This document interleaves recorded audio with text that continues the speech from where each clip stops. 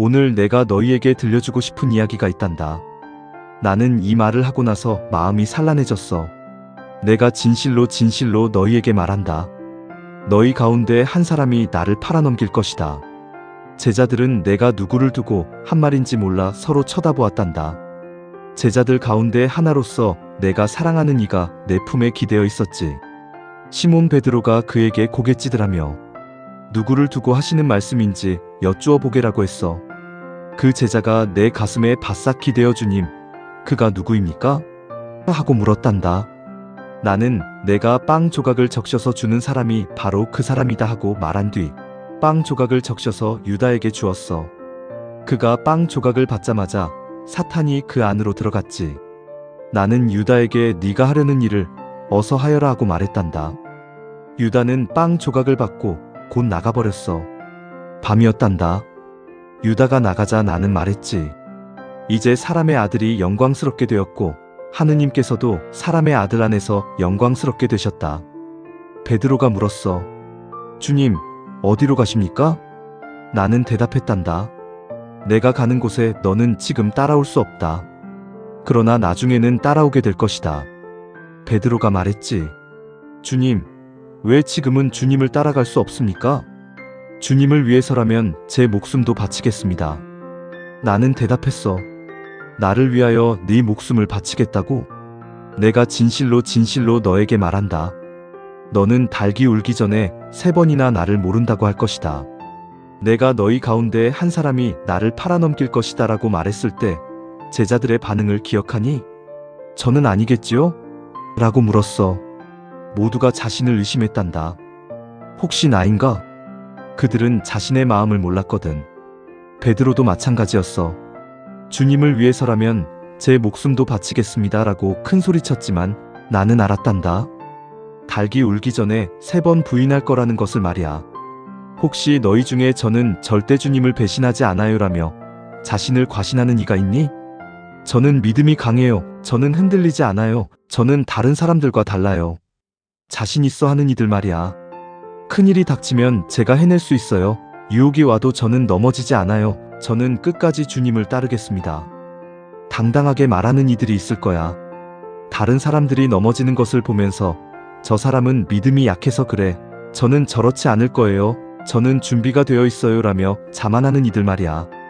자신의 연약함을 모르고 자신의 한계를 인정하지 않고 제 힘으로 할 수 있어요 라며 하느님께 의지하지 않는 이들 말이야. 나의 사랑하는 아가야, 베드로는 진심이었어. 정말로 나를 위해 목숨을 바칠 생각이었단다. 하지만 자신의 연약함을 몰랐지. 두려움이 얼마나 큰지, 유혹이 얼마나 강한지 몰랐어. 그래서 넘어졌단다. 너도 그래. 내 힘을 믿지 마. 내 의지를 과신하지 마. 겸손하렴.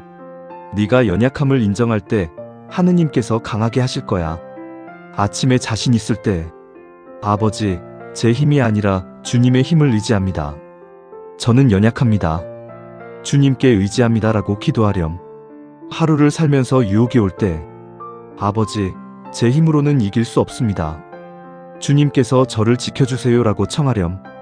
저녁에는 아버지, 오늘 제가 넘어지지 않은 것은 주님의 은혜였습니다. 감사합니다 라고 고백하렴. 또 너희 중에는 실패한 후에 일어서지 못하는 이도 있을 거야. 베드로처럼 넘어졌는데 저는 끝났어요. 저는 용서받을 수 없어요. 제가 어떻게 주님 앞에 서겠어요 라며 절망하는 이들 말이야. 약속을 지키지 못해서 결심을 깨뜨려서 제가 주님께 큰 소리 쳤는데 이 꼴이에요. 제가 목숨 바치겠다고 했는데 3번이나 부인했어요. 자책하는 이들이 있을 거야. 다시 일어설 용기가 없어서 주님께서 저를 어떻게 보실까요? 제자들이 저를 어떻게 생각할까요? 라며 숨는 이들 말이야. 베드로처럼 심하게 울면서도 돌아갈 수 없어요. 다시는 주님 앞에 설 수 없어요 라며 포기하는 이들 말이야. 나의 사랑하는 아가야, 베드로를 봐. 3번이나 나를 부인했어. 그것도 맹세하면서 말이야. 얼마나 큰 배신이니? 하지만 그 후에 어떻게 됐는지 아니? 나는 부활한 뒤 베드로를 찾아갔단다. 그리고 물었어. 나를 사랑하느냐? 3번 물었지. 왜? 3번 부인했으니까. 회복시켜주려고 말이야. 너도 넘어졌니? 괜찮아. 일어나렴. 내가 손 내밀고 있어. 아침에 과거의 실패가 떠올라 괴로울 때, 아버지, 제가 넘어졌지만 주님께서 다시 일으켜 주십니다. 일어나겠습니다 라고 기도하렴. 하루를 살면서 죄책감이 올라올 때, 아버지, 주님께서 저를 용서하셨습니다. 과거에 묶이지 않겠습니다 라고 청하렴. 저녁에는, 아버지, 오늘 다시 시작했습니다. 주님께로 돌아왔습니다. 감사합니다 라고 고백하렴. 그리고 너희 중에는 누가 배신자인지 찾으려는 이도 있을 거야. 너희 가운데 한 사람이 나를 팔아넘길 것이다 라고 내가 말했을 때 제자들이 뭐라고 했는지 기억하니? 누구입니까? 서로를 의심하기 시작했어. 하지만 나는 유다에게 빵을 주면서도 그를 사랑했단다. 끝까지 기회를 줬지. 어떤 이들은 공동체에서 누가 문제야? 누가 잘못했어? 누가 배신자야? 라며 범인 찾기에 급급한 이들이 있을 거야. 가정에서도 누가 잘못했어? 교회에서도 누가 문제를 일으켰어? 직장에서도 누가 책임져야 해? 비난할 대상을 찾는 이들 말이야. 사랑으로 품기보다 판단하고 회복시키기보다 정죄하고 저 사람 때문이야, 저 사람만 없으면이라며 배척하는 이들 말이야.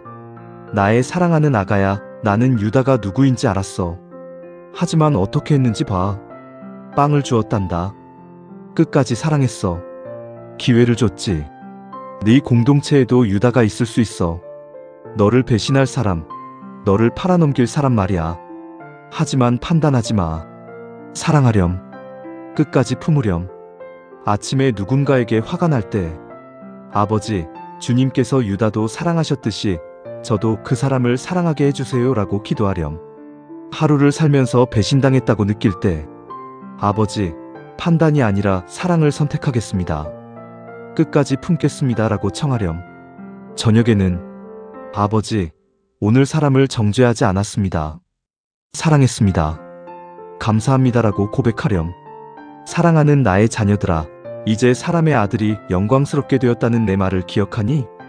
유다가 나가서 나를 팔아넘기려고 할 때 한 말이야. 배신의 순간이 영광의 시작이었단다. 가장 어두운 밤이 가장 밝은 새벽을 준비하는 거야. 내 배신도, 내 실패도, 내 어둠도 그래. 그것이 끝이 아니야. 새로운 시작이란다. 영광의 서막이지. 나의 사랑하는 아가야, 베드로는 큰 소리쳤지만 넘어졌어. 하지만 그게 끝이 아니었단다. 그는 다시 일어나서 나의 제자 중 가장 힘있는 리더가 됐어. 네가 지금 넘어져 있니? 큰 소리쳤다가 부끄러워졌니? 괜찮아. 일어나렴. 이것이 내 끝이 아니야. 오늘 이 자리를 떠날 때 네가 어디에 있는지 생각해보렴. 베드로처럼 과신하고 있니? 유다처럼 배신을 계획하고 있니? 아니면 넘어져서 절망하고 있니? 그 어디에 있든 나에게 오렴. 나는 베드로를 회복시켰고 유다에게도 끝까지 손 내밀었단다. 너에게도 손 내밀고 있어. 그리고 주변을 둘러보렴. 너처럼 자신을 과신하는 사람, 넘어져서 절망하는 사람, 다른 사람을 판단하는 사람들이 보일 거야. 그들에게 말해주렴. 겸손하자. 우리는 연약해. 넘어졌어도 괜찮아. 일어나. 주님께서 손 내미셔. 판단하지 말자. 사랑하자. 주님처럼. 나의 사랑하는 아가야, 닭이 울기 전에 3번 부인할 거라고 말했을 때 베드로는 믿지 않았어. 하지만 그대로 됐단다. 네가 넘어질 것을 내가 미리 알아. 하지만 그것도 계획 안에 있어. 네가 내 연약함을 알게 하려고, 나를 더 의지하게 하려고, 진짜 겸손을 배우게 하려고 말이야. 넘어져도 괜찮아. 일어나기만 하면 돼. 사랑해, 나의 아가야. 아멘.